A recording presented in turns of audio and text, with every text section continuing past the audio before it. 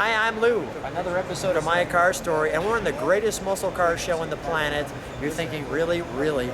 The Muscle Car and Corvette National here in Rosemont, Illinois. Come on out sometime and see it if you haven't get the chance to see it this year. It's usually in November. You'll have a great time. Come to the hotels, are beautiful. And I'm here with Dave. Dave, what's your last name? Dave Wyrwas. Dave Wyrwas. And Dave's got an interesting car. That's why we're hanging out today at the Muscle Car and Corvette National. What do you have, Dave? It's a 1970 Mercury Cougar Eliminator with a Boss 302, 30,000 original miles, one owner car. One owner car. Let me grab the camera. Thank you, Winona. Thank you. And Dave, before we go too far into your car, how many Cougars do you have? I have 4 presently. Okay, 4 Cougars. So, and how many Eliminators? 3. So you're kind of a Cougarologist. You could give us the history of the Eliminator, the Cougar, and all that. Well, I'm actually the Eliminator registrar. There you go. All right. So you're the Cougar man. No, come on back with me. One of them, I guess. Well, if you've got that much Cougar knowledge, why the Cougar out of all the cars in the world? When I was 10 years old, I would walk by one on my way to school every day, and I said to myself, one day I will own one of these. Didn't know I'd own as many as I have, but that's the story of why. That is cool. Tell me about that. Is that like an original piece of material there? Is that why that's there? This 70 Cougar? Is that the license plate? I'm not sure if that's a Ford license plate or where that came from. On the flip side, it says 1970 Cougar XR7. Okay, all right, yeah.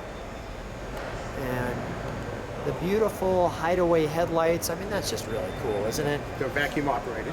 And all the original, you can see the original bumper. This is all an original car. Only thing that you shared with me was the door had some paint on it. But let's take a look at the side of this car. And let me see if I can get a good enough shot moving back. So Dave, you love the Cougars. You're now quite the fan. Do you ever see, I mean, it's difficult enough seeing a Cougar at this era, let alone an Eliminator. How many Eliminators, other than the Muscle Car and Corvette National, when you have yours, and I know you were talking about your garage, do you see? You very infrequently see them. We happen to have 2 here at the Nationals, but... And for that point, just 2? Just 2, a 428 car and then my Boss 302 car. Yeah, and tell me like some of the features, like this bumperette here. Go ahead, why is that? This car came with the appearance protection group, which included the bumper guards, the door edge guards. Let's take a look at that. Here's the door edge guard. Go ahead. And the floor mats. And the floor mats. And these wheels were the standard wheel. That's the base Eliminator wheel, which is just a 14x6 equipped with a hubcap and a trim ring. Okay. Hubcap and a trim ring. Nothing's fancy there. And the Cougar was really the high-end Mustang. For no better term. The wheelbase, it's a little longer wheelbase. That extra length is all between the rear springs, and the trunk floor is different from a Mustang. And I usually wouldn't go into a trunk. Is this where your gas goes in? Yes. Show me that, would you? The gas is behind this door. Thank you, Dave. Cool. The Eliminator. Let's see the trunk for just a second. The trunk is heavy. Now check this out. So the factory came with a prop rack. Look at that, from the factory. I've never seen that from a trunk. 69s don't have that because the spoiler was different and a lot lighter. So the 69 don't have. Show us how that kind of goes back together again. So he pulls it out of there, and it just snaps in because of this heavy spoiler. Go ahead, shut that. Yeah, the spoiler will shut itself. The spoiler, I noticed, if you look at it, it's adjustable. It is adjustable, and that's what I'm showing right there. Do you have the sequential lights on this? Yes, this is the click, click, click. Yeah. 3 sets to right turn signals and left turn signals. Let me get an overall shot of the car this way.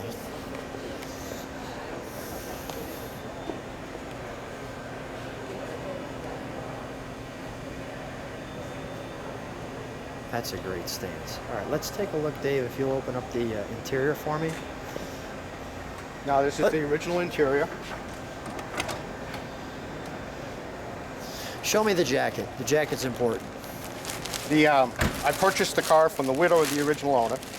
He had purchased this jacket. Look at that. As well, so it came with the car. The Cougar jacket originally with the car with the racing stripe on it. Dave, how cool is that? Oh, it's That's pretty cool. Go ahead. It's a pretty unique and cool car. Yeah, that's pretty cool. All right, so let's take a look. We're taking a look at the interior here. This is the standard interior. There was a standard and a decor. So it has the simple door panels Okay. and the simple seats. No comfort weave on the seats. No. What was supposed to be here? Was this air conditioning? If the or? car had been equipped with air conditioning, there would be 2 vents there. Did it have a Hurst shifter? Yes, that's a factory Hurst shifter. Really? And check that out. Of course, all the Boss cars were 4 speeds. Full gauge package.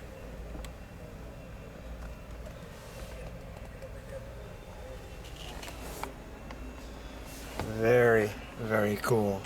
We unfortunately can't start it because it has a 40-some-year-old battery to make it look official. But let's open the hood. We can definitely take a look at that. And while you're doing that, I'm going to grab some details here off this car.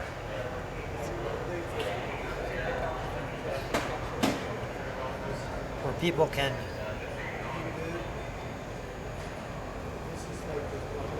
slow down that if they like to. And there's the all-important Marty report, as they call it, which shows its originality. All right, let's go right to the engine. Cool scoop. We'll let the camera catch up. There we go. Cool scoop. And here's your engine with the details there.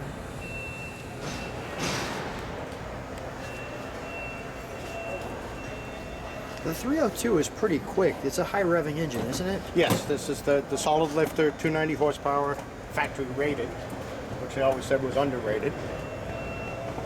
780 Hawley 4-bell carburetor. Does it have a build plate on the firewall like most of the Fords, or I don't? No, there's an engine plate down here, but it's the wrong way around. Okay. The numbers All right. are inside.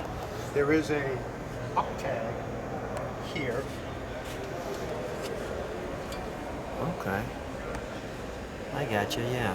That's what I was kind of looking for. Isn't that interesting, right? Very cool. Let's shut our hood on our Eliminator. Dave, stand right next to it. Dave, thanks for being on My Car Story. Thanks for preserving these cars, and thanks for giving us all the information. Where can people find out more about Cougar Eliminators? The Eliminator registry. You can find it on the internet. Okay. And is there a website or something you want to plug? A good site is there's a couple of different Cougar forums. Okay. But the classic Cougar community is a good forum if you're interested in the Cougar, or the Cougar Club of America website if you're interested in some of the other classic performance Cougars such as the GTE or the Gs, the XR7s, R-Coats. I mean, they came with the same V8s that the Mustangs did, but no 6 cylinders in a 67 to 73 Cougar. There you go. Dave, thanks so much for being on My Car Story. Thank you.